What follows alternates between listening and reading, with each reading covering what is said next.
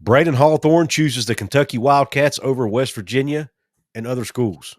What does it mean for Ross Hodge and the Mountaineer program? The West Virginia football team, once again, picked to finish not only near the bottom, but at the bottom of the league, according to a couple of Vegas sources. And Jonathan and I are going to talk about that in episode, I think it's 34 of the Golden Blue Breakdown Show. Jonathan, what's up, man? Couz, it's good to be back. It is the off season, and yes, we do have other responsibilities outside of this. So I didn't just ride off into the sunset, and I certainly didn't retire. I hope you didn't fire me. You brought me back. So a lot to talk about. When you miss a little bit of time, a lot of news pops up. Yeah, A lot of news. absolutely. So it's good to be back. Yeah.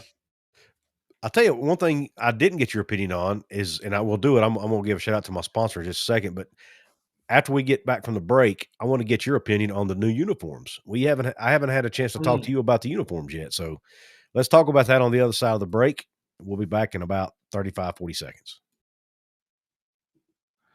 Since 1931, the attorneys at Katz, Cantor, Stone Street, and Buckner have been the voice for victims who have suffered serious injury or death. They have a fierce passion for truth and justice and a sincere compassion for those who have been wronged by others. Whether you have been in a car accident, are fighting with an insurance company, or you or a loved one has suffered serious injury or death due to medical negligence, we will ensure your voice is heard loud and clear. Katz, Cantor, Stone Street, and Buckner will ensure there is justice for all West Virginians because we are your lawyer, your voice. Visit us at yourlawyeryourvoice.com. Thank you for being patient. And again, thanks to Katz, Cantor, Stone Street, and Buckner for sponsoring the show, helping us keep the lights on. Jonathan, what were your thoughts on the throwback uniforms that West Virginia has introduced to honor the 1965 team? Yeah, I tell you, if you want to fire up a storm amongst the fan base at West Virginia, have a good old uniform debate. That seems to be, especially during the season when the combo gets released. You want discussion, you talk about uniforms. I have to be honest, because I've never been one that really gets caught up in uniforms. Same. I've been on record of saying maybe I like this combination, maybe I don't prefer this combination. I care more about the result of the game than I do how it looks. I mean, West Virginia could wear bright orange for all care if they run the table. It's just not a huge deal to me. Having said that, I do realize that it appeals to people. I do like the fact that they're honoring history. So my thought, even though I'm not huge into them in terms of overall landscape, I do like how West Virginia has done every kind of tweak and special uniform has been a representative of something, right? The Coal Rush represented just the miners, the hardworking mentality of the state of West Virginia. And then this honoring that team, I can appreciate that. And so I'm for it. I'm a take it or leave it kind of guy generally when it comes to uniforms. But if you're honoring history in terms of West Virginia, hey, I'm for it. I did hear some wording about, I guess, how it kind of resembled Pitt and some things like that. But again, I just think they did a really nice job of kind of how that history presents itself from that team, and so I'm okay with it. Yeah, and I was able to hear, and I did a show on there. Well, yeah, I think I did a show on it. I also did an article over at the website, WVSportsChat.com. Ren Baker talked about it at the coach's caravan that I attended. He gave 3 reasons why they do that. A, it brings attention to the program. He said you'd be surprised how many tickets they sell just because of a uniform reveal. He said it's baffling. B, they do it to honor the past teams. And C, reason number 3, they make money. Yeah. He said we will now be able to sell baby blue merchandise because of those new uniforms, and we will make revenue off of that. West Virginia makes 15%. I don't know if they get 15% of the revenue or 15% of the profits, but however that works, they get 15% of it.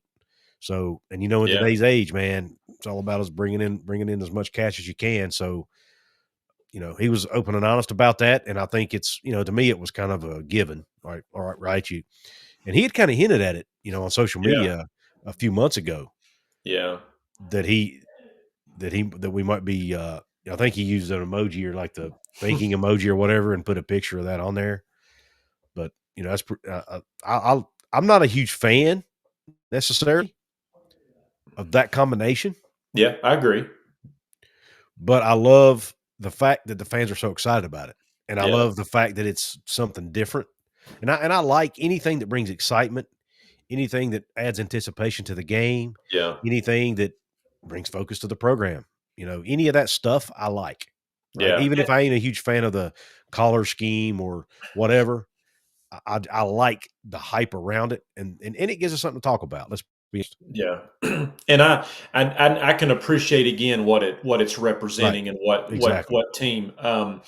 But again, I would also include, and you kind of touched on it, major prop. Do we need another reason why Ren Baker's awesome? I mean, just the willingness to listen. Yeah. And again, obviously West Virginia is making money, and so he's not doing it all for. I don't want to, I guess, for fans, right? Mhm. The pleasure of them and to make fans completely happy. But it is pretty cool that it just goes to show his involvement. Yeah. And we've talked about that before, how active, how engaged he is. And he listens, and the coal rush was brought up to him, and I'd encourage you to go back, and even I think it's on the football handle on X, Twitter. They really dive into how they went about making them and Mhm. what they wanted to represent and articulate, which is pretty neat. But you're right. Selling merchandise, you're going to see a ton of that. I mean, we've even seen that in on basketball when they honored Jerry West and that baby bluish color, and you see people clamoring for that style, that look, and so you're going to sell a lot of merchandise off of it, and so I mean, major props to him. I hope they win in them. Correct me because you did a show on it, and I have been admittingly out of the loop some. I don't believe they've announced when they're wearing them. They have not. Correct. They have Okay, not. so will be. I mean, what game do you wear that? Is it home against Pitt? Is it a? So I'll be curious. Do they try and pick a night game? Generally, that's when they like to include those special uniforms. So that'll be neat to see. But heck, man, as long as they're winning, I don't really Yeah. get And too and worked up. and I expect they'll probably wear the Coal Rush uniforms again this Yeah, year and I at think some they've point. even talked about that wasn't going to be a one and done. Yep. That they did take a lot of time and energy and effort into that, and really tried to articulate what it meant to the state, and that they weren't going to do that one time and sit aside. So, yeah, I think they've even talked about that. So, Mhm. we live in a world where it's more NIL now than in previous years, but in previously with recruits. I mean, my gosh, Couz, Oregon made a living off of uniform. They were kind of the ones that started the whole different different jerseys and combinations and stuff. And I mean, they just really took off because of that. And so that started trending in that direction for everybody. And Yep. hey, if it makes kids want to wear it and play, and fans excited and engaged, while it's not necessarily my cup of tea, I can go with it. Yep. Same. All right, let's go ahead and we'll stick to football. We'll touch on basketball second half of the show. But since we're on football, let's go ahead and stick with it. West Virginia has been picked to finish dead last in the Big 12, according to FanDuel. Their win total of 5.5. Well, it's a win total thing. It's not necessarily a rankings, but they had the lowest expected win total in the conference, 5.5 at FanDuel, and I think Circa Sports had them at 5. A lot of fans seem to be disappointed in that. Saying hammer the over, whatever. And I do agree that they'll win more than 5 games. But what are your thoughts on is that about right for the team? or is that too low? What are your thoughts on that, on those numbers? Yeah, I mean, so I would revert back to a show that I actually did for you while you were on vacation, where one of the questions presented to me a little bit different, but similar along these lines um, was it more likely West Virginia would win closer to 5 or closer to 10? And at that point, I went with 5. So I think 5 is a I think it's a little low, but I do think West Virginia answered it then. I think they're closer to 5 than 10. Now, is that 6 wins? Is it 7? Who knows? But um, I would think it was a little low for myself. I think West Virginia probably starts the season 3-0. You're not facing that. Penn State. You don't have that kind of that troublesome right off the gate, Yeah. like they have wanted to do in the past or have done in the past. So I think it's pretty favorable. You and I do a show on this. We did, every year to start the season, or we did last year, where we break these down. So we'll go into more detail. But I feel like the schedule is favorable for West Virginia early. I'm thinking just kind of off the top of my head here. Obviously, Robert Morris, you're going to go to Ohio. You've got Pitt at home, right? So I think you're 3 wins there. So if you're just trying to get to 5, you're looking for 2 more in conference, and I think you can accomplish that. So I think it's a little bit low. I don't necessarily think they're going to win 9 or 10 games, but I think they'll go over 5. Gotcha. All right. I agree with you. I'm with you, and I was thinking about that as well. That show you were talking about, I was thinking about that today when I was thinking about topics to talk about tonight, and this came into my mind, and I harken just like you were harking back to that show. It was a great question by whoever asked it, but I do think we need to keep expectations realistic for a team who's going to have about 75 new players. But I also think that, like you said, they should start. Look, and I'm not going to sit here and say Pitt's going to be a cakewalk, but they should start off 3-0. I'm also not going to pick us to lose to Pitt, so we should start off 3-0. At Yeah. least not yet. Should So start so off. far we're in agreement. Yeah, Months early. yeah, should start off 3-0. They got Big 12 play starting with Kansas at Kansas, the very first Big 12 game in their new stadium. Yeah. I'm not going to go through the whole schedule here, but point being, there are a lot of winnable games on West Virginia's schedule and a lot of losable games on that schedule too. So, and the way the Big 12 is, it's so hard to predict. Every year we see teams be at or near the bottom, end up finishing at the top, and teams that are supposed to be at the top finish near the bottom. So I don't expect it to be any different this year. Can West Virginia, that team that starts out, predicting it near the bottom and be at the top? I think they can. But will they be? That's a whole nother story and a whole nother conversation. We will get into our preseason predictions as we get closer to that first game. But yeah, I'm like you. I thought 5 was too low, but at the same time, I'm not looking at it going, man, that's just total disrespect. I didn't get that feeling either. I mean, I agree, and I think that the question would be, for those that kind of think that 5 is too low, what is your expectation? Because is it? I mean, if you were going off and thinking, I think West Virginia's going to win 6 or 7 games, I don't feel like you would be disrespected necessarily at 5. While I think West Virginia goes over. And like you said, we'll talk about each individual game, but just to kind of revert back to last year, I don't think anybody, us included, thought West Virginia would have the season that they had.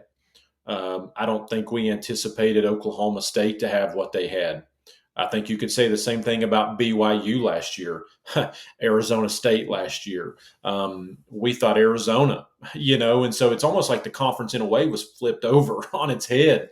And I don't know why we wouldn't expect the same kind of craziness or chaos this year. I think the biggest question for me is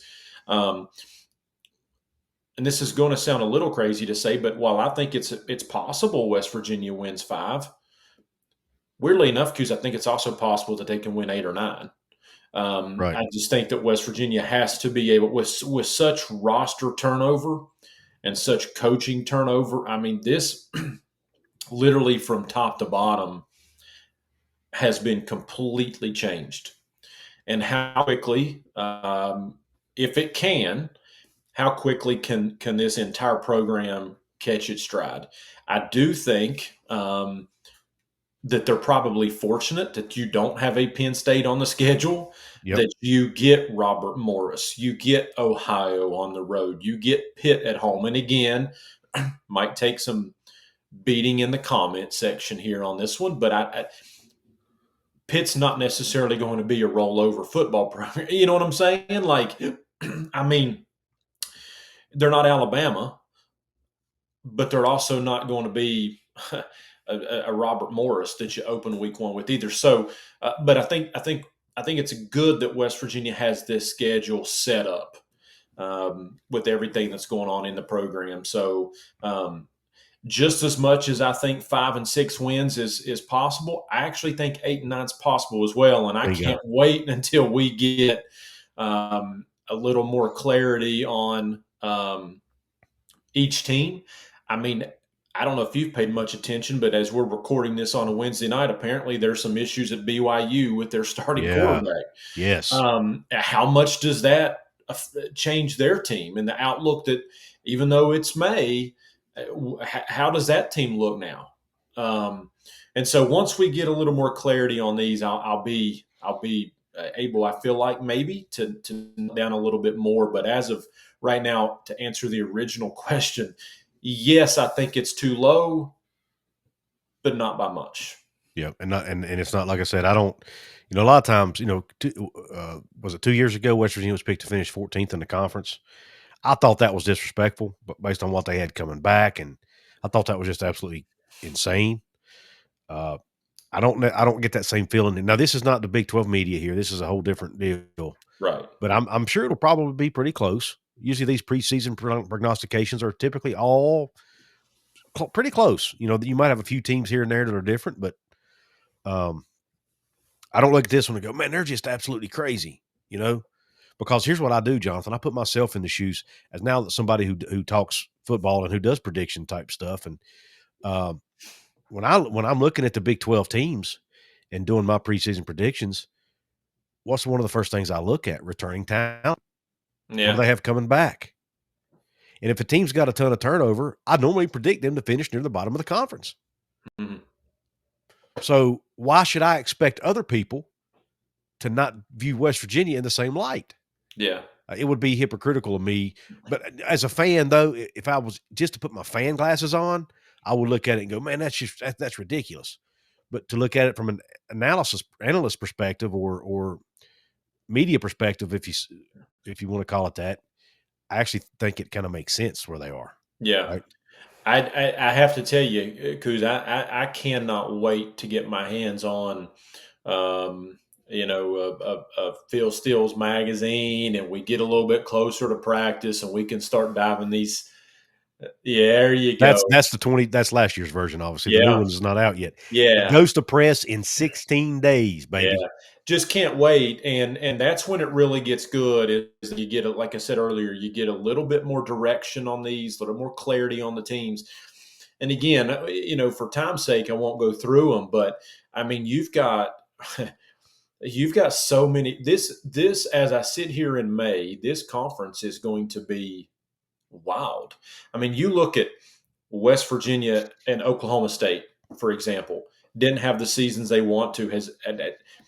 Has anybody hit the portal hard and potentially better than Oklahoma State? I mean, they've went out and got everybody. But how quickly do they mesh? Same with West Virginia. Can Arizona State repeat a performance? Utah was down. Everybody thought Utah was going to be up last year. They were not good, to put it kindly. How do they bounce back? Because you just feel like they have to, right? Mm-hmm. Kansas in a new stadium, a little momentum there with what they've got coming back. Jaden Daniels back. Yep. Yeah, and in Texas Tech, they also did well in the port. There's just so many questions. So many questions. And you could throw TCU's in there, Baylor's in there, Cincinnati's in there. I mean, we could just spend a whole show, and we will, talking about all this. But it's going to be a wide open Big 12, and I just think it fun, sounds man. crazy. It's going to be a blast. There are some talented players. I was looking the other day, man. There is a lot of returning talent in the Big 12 at the quarterback position. There's a ton. There's a ton of running back position is slept on, maybe more than any position group in the conference, man. Yeah, yeah.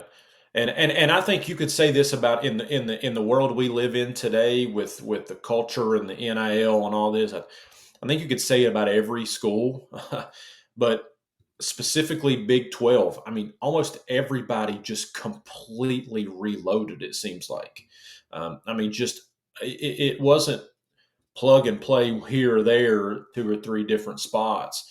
I mean, it was monster overhauls. And so I can't wait to get closer, and man, we are getting closer. Mhm. And once we can kind of dial it in a little bit, I think that it's going to come down to which school can have a little bit more, which can get their stride a little bit. So if it happens, how early and how quickly can they get it? And West Virginia, I think that they have slowly but surely started to add the talent to get there. It's just a matter of how well and how soon can it come together. But I think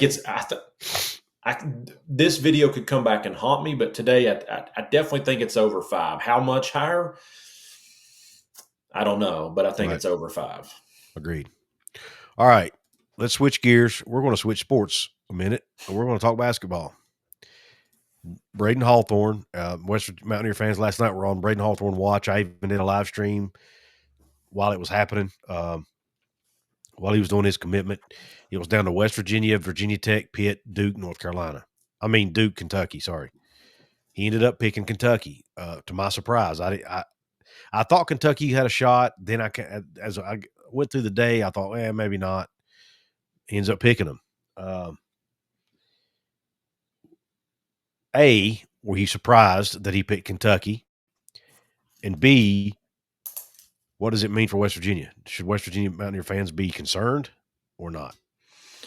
Surprised, no. Not really. You know, you and I had conversed privately Tuesday night about it, and even Wednesday, almost up until the point where there was an announcement and you went live, and I was kind of out a little bit, but you know, and it kind of felt like from everything that we were hearing, it was Kentucky, it was West Virginia, and it was Pitt.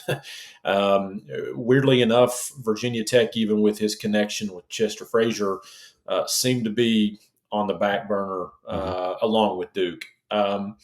Surprised. On one hand, yes. On one hand, no. If I can kind of ride the fence here, yes, in the sense of.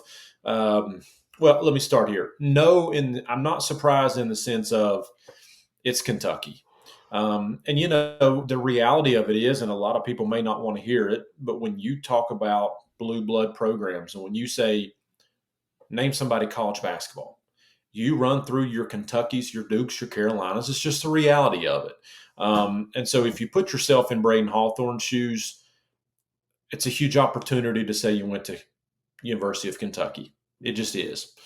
So not surprised in that manner. Surprised, though, in the sense of the complete roles that they appeared both West Virginia and Kentucky were offering couldn't be opposite, right? In fact, I even posted last night an article from a Kentucky site that described him as a developmental piece. Yeah. Wild when you call a 4-star and one of the 30th ranked players in the country a developmental piece. West Virginia, on the other hand, was selling NIL, both were, but stay home, new program, new coach, new staff, and we want you to be a part of it. Yeah, and you're going to play. So yes and no on different spectrums. Where does West Virginia go? You know, I mentioned a while back when we were doing a show that I felt like West Virginia has done a excellent job in getting the core of this team right. So now you're looking to just kind of find pieces that you think can fill out this puzzle. And so you go to some players that you think could maybe contribute that 10 minutes a game, 8 to 10 minutes a game, and get you 3 or 4 rebounds. You go get that guy that you think can spell the point guard, because there are still holes in this roster. You have got to add another big man. You've got to get a backup point guard. So the portal is so full of players still that there's no lack of talent in it. I think the challenge for Ross Hodge and his staff is to find somebody that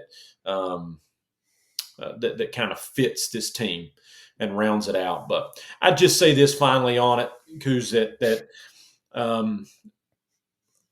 actually impressed with what West Virginia did here. I do want to say that. I want to tip my cap to Ross Hodge and his staff. First off, let's say this. Outside of just playing for the state of West Virginia, and that's a debate that we've had before, what's it mean to stay home? We've talked about that. Mm-hmm. Let's be honest here. Braydon Hawthorne committed to West Virginia at a completely different time, under a completely different staff, under a completely different set of circumstances. I don't fault him for decommitting and opening himself back up and putting himself out there to further his career down the line. I actually feel like West Virginia did an unbelievable job to, quote unquote, get back in the game. Yep. They got him back on campus because they were legitimate option here. They were a legitimate option to beat these schools for him through everything that transpired with the old staff. To this point, they were a legitimate option. So even though it didn't go in West Virginia's favor, I give him a huge amount of credit for, up until the very end, being involved here. And you never know when the portal opens back up. Exactly. You never know, because it happens every year. You can go back to Kentucky's team last year when they brought freshmen in that were I'm sure I'll get corrected by the Big Blue Nation. I think they had the Kentucky Player of the Year as a freshman last year who hit the portal and went elsewhere. So just because it may not happen this year doesn't mean it won't happen next year. So stinks. I love Braydon Hawthorne. I don't need to spend any more time on this show talking about how much I love him. Go back and watch the clips. I've said it from day one. He's a star in the making, and I will always root for a West Virginia kid no matter where he goes. But I wouldn't shut the door just yet, because it may open up next year down the line. Yeah. Yeah, I wish he young man no will, and he did it the right way too. Sure. You know, he took his time. He went on multiple visits, tried to find out what program's the best fit for him, and he felt like Kentucky was the best fit. He talked about his relationship with Mark Pope and the staff. You know, they call him every day. He feels comfortable with them. That stuff matters, right? Was NIL a part of it? Probably so. I don't know. I have no idea. I hear conflicting reports. I hear some reports saying West Virginia wasn't even close. I hear others that say they were offering more money than Kentucky. Who knows where the truth is? It's probably somewhere in the middle. Yep. But at the end of the day, I respect his decision. And I made a post on tweet that some people I think took out of context, saying, you know, when I was a kid, it would have been my dream to put on the old gold and blue. So it's hard. I have a hard time understanding why some of these kids don't want to. But I also have never went through the recruiting process. I have not ever seen what other schools have to offer, right? Yeah. And I also probably shouldn't assume that everybody grows up a West Virginia fan, right? Some of these kids probably aren't even huge fans of college basketball. They're just fans of basketball, or playing basketball, or NBA basketball, right? Yeah. So, you know, it's fair to judge them. And when you look back through history, and I even made a comment that was probably a little bit off base that said, well, has the West Virginia brand fallen because you know, why are we not getting these local kids? But then some people have pointed out to me in the comments that, man, it's been happening for years. Yeah. Somebody even put a list of the guys going way back to the 80s that didn't pick West Virginia, right? Yeah. And then you look at then I had somebody else comment that, man, it happens at every school. It's not just West Virginia. So that there seems to be an uptick in people leaving their home state to go play elsewhere. I don't know if I don't know if it's an NIL thing. I don't know if it's just getting away from home, maybe experiencing something different. Some of that might play a role in it. But at the end of the day, I wish him nothing but the best. Sure. Now, I would have rather him pick Kentucky than Pitt or Virginia Tech. So Yeah. I can live with that a Yeah. little easier, to be honest. But even if he had chosen Pitt, I wasn't going to send him any nasty DMs. I wasn't going to go after him on Twitter. Right. I just probably wouldn't, root for him quite as hard, to be fair. Yeah. But I do want to see him succeed. And again, like we've heard Neil Brown mention multiple times, we've heard other coaches, they're not going to stop recruiting Braydon Hawthorne. And what I mean by that, they're not going to try to poach him. But Right. what they will do is keep an eye out for him. Hey, does he go back in the portal? And as soon as he hits the portal, I guarantee you they'll be right back in the mix again. Yeah. Right? Well, one thing we know about Kentucky, like a lot of schools, they're going to reload every year, right? And they're going to try and get the win now player every year.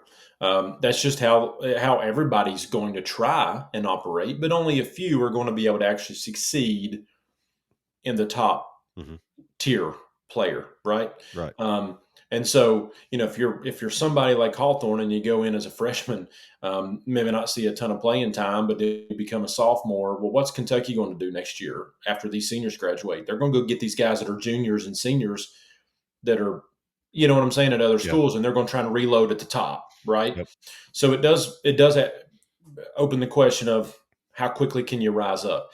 Listen, I'm sure he's got his reasons, and I'm sure he'll explain it. Admittingly, to me, it's a little shocking because if the end game is to get to the next level, you don't get to the next level just because the name of the school on your chest, right? I mean, you've actually got to go out and prove it, and so I'm probably looking for opportunity. And I feel like he would have gotten more opportunity at West Virginia. And again, I want to be clear, I'm not knocking the kid's decision at all.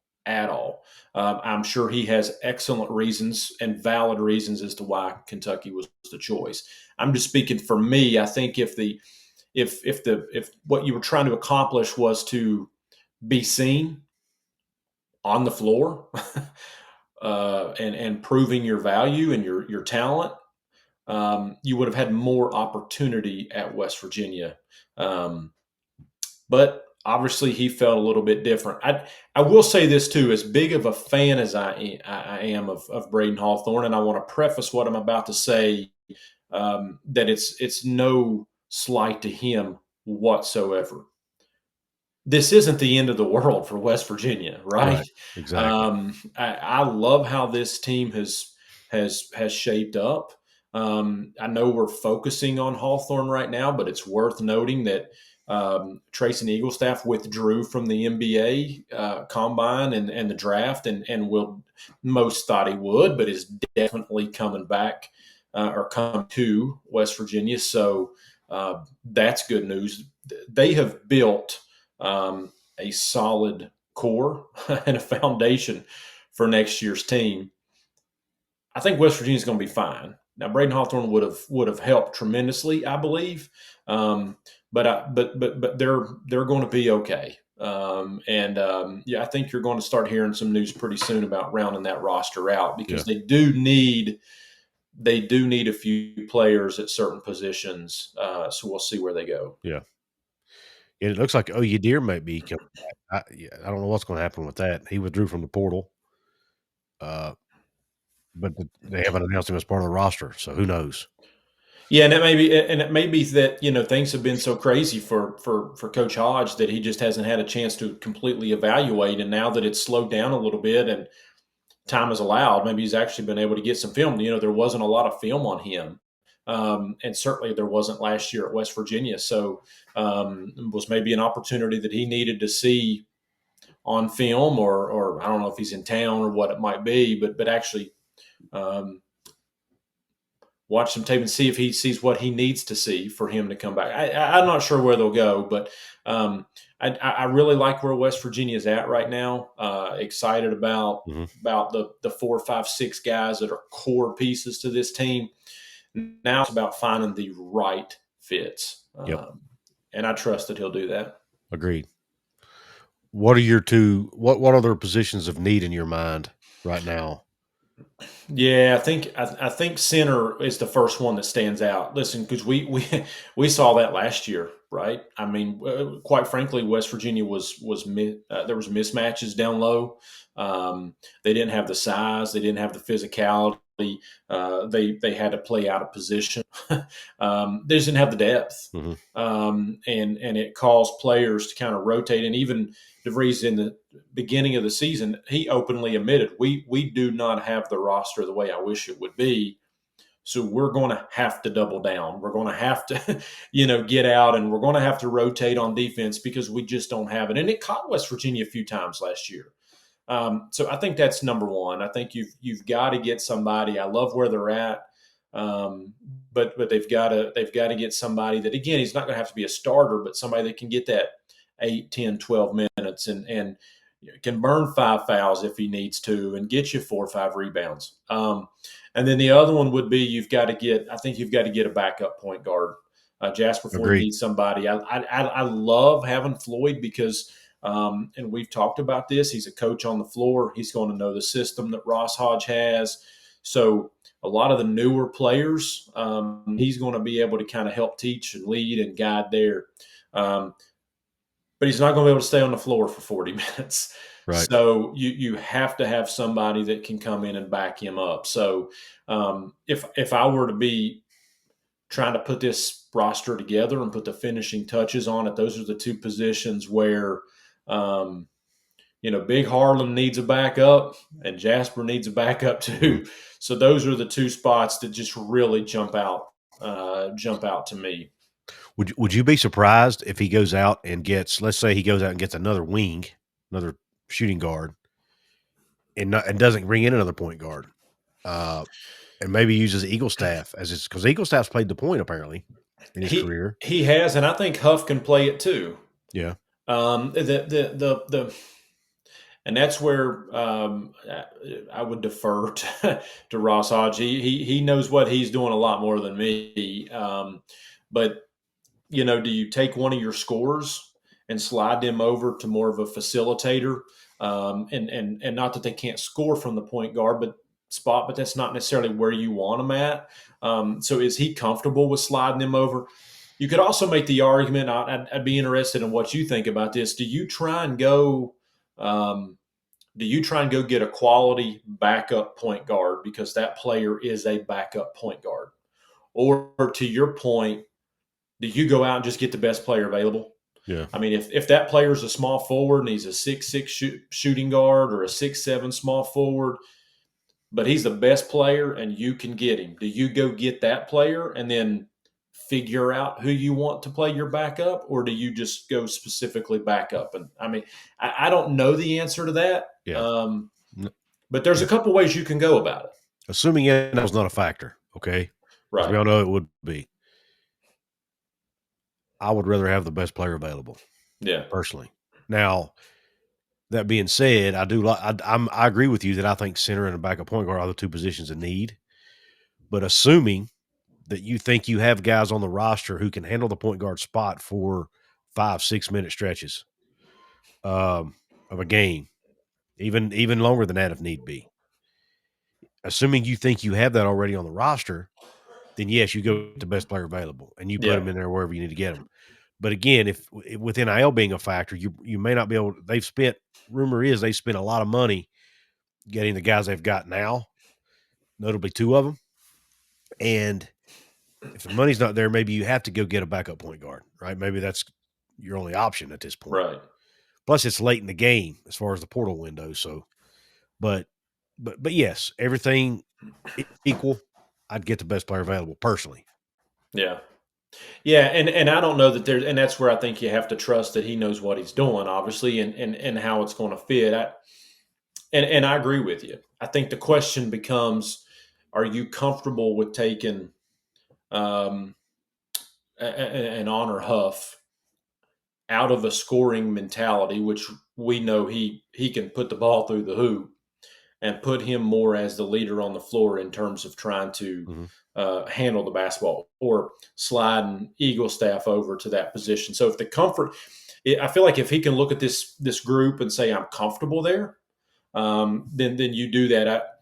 So, yeah, I mean, assuming NIL is not a huge issue, and that's what I think they're trying to do right now is almost essentially is professional, right? I mean, you take your budget and you try and work through your roster and what you have left and who's willing to take this and who's willing to take that. And but there are a few holes left on this team, and I believe they'll get addressed pretty quickly. But I don't know that one's a wrong answer. I don't know that one's a right answer. I just think if you feel like you can get the best player available, then you go get him. I think if you feel like, this guy's maybe only going to give me 7-8 minutes a game, but he's going to be able to come in and I can trust him handling the basketball, right? He's going to play some defense for me. Then that's an option as well. And it is worth noting too that there are a few other players from North Texas that are floating out there that could potentially come over.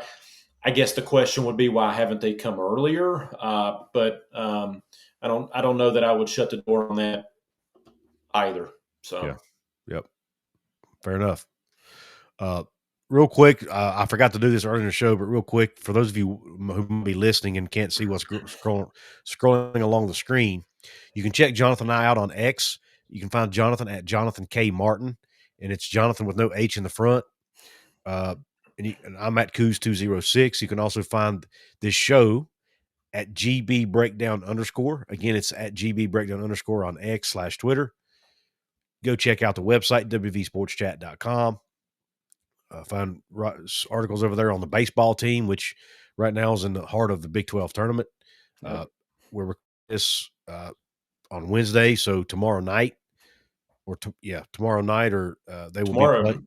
1:30 our time. I'm sorry, tomorrow afternoon. My fault. Tomorrow afternoon, they will be playing their first game in the second round of the Big 12 baseball tournament. So hopefully the Mountaineers, they will be playing against Cincinnati. So best of luck to Coach Sabins and that team.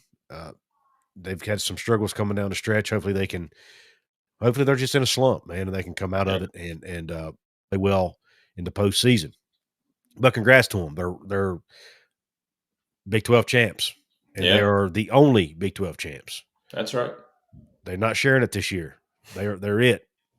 For the first time, they are outright Big 12 champs. So they deserve credit for that, regardless of what happened down the stretch. So anyway, want to give them a shout out. But anyway, there are articles over there on that. There will be, I'm sure, tomorrow as well. You can find Jonathan. He does a lot of cool stuff on his X account. He'll put some articles out occasionally. He's got Jonathan, by the way, you have a new Substack started, if I'm not mistaken. Yeah, it's easy to find if you go to my profile. It's just something that kind of allows me to I don't have a lot of time to do that. But if I've just got some thoughts, it gives me an opportunity just to kind of put them down and to put them out there. So admittingly not something that's overly active, but there is some information there. So if you go to my X/Twitter account, you can see a link there and be appreciated. Yep. And again, it's at Jonathan, JONATHANK Martin on X.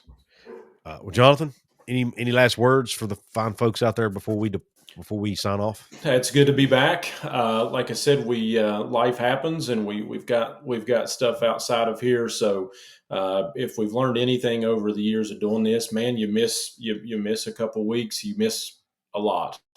So good to be back with you and everybody that watches, and certainly appreciate everybody's support, and I enjoyed it.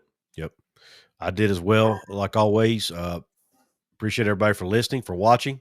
However you support, don't forget to hit the thumbs up button if you're watching on YouTube. If you're listening on podcast, please leave a 5-star rating if you thought we earned it. Please follow the channel, Couz's Corner, on whether it's Apple Podcasts, whether it's Spotify, wherever you get your podcasts. Shout out to Rogue Sports Network. Proud to be a part of their family now. So anyway, please support us. Please leave comments. Do all that. It all helps us. Thanks for tuning into the show. Have a top shelf day. God bless. and Q Country Roads.